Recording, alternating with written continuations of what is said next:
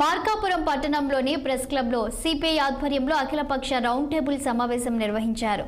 ఈ సమావేశానికి ముఖ్య అతిథులుగా సిపిఐ రాష్ట్ర కార్యదర్శి రామకృష్ణ, ఏఐటియుసి రాష్ట్ర అధ్యక్షులు రవీంద్రనాథ్ పాల్గొన్నారు. పూల సుబ్బయ్య వెలుగొండ ప్రాజెక్టు నిర్మాణ పనులను వెంటనే పూర్తి చేయాలని, ముంపు గ్రామాల నిర్వాసితులకు ఆర్ఆర్ ప్యాకేజీ వెంటనే మంజూరు చేయాలని సమావేశంలో చర్చించారు.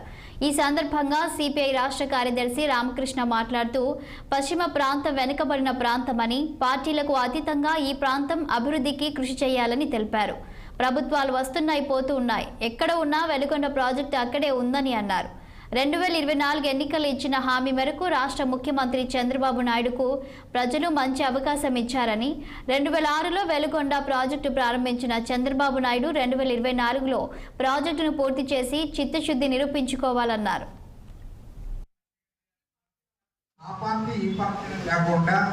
ప్రతి రాజకీయ పార్టీ కూడా అంగీకరిస్తున్న ఏకైక అంశం ఈ ప్రాంతం కరువు ప్రాంతం, ఇది వెనుకబడిన ప్రాంతం.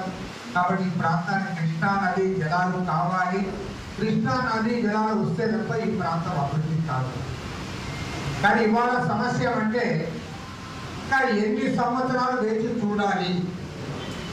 ప్రభుత్వాలు వస్తూ ఉన్నాయి, ఎలక్షన్లు జరుగుతూ ఉన్నాయి, మరి అధికారంలో ఉన్న వాళ్ళు మారిపోతూ ఉన్నారు, ప్రతిపక్షంలో ఉండే వాళ్ళు అధికారానికి వస్తూ ఉన్నారు.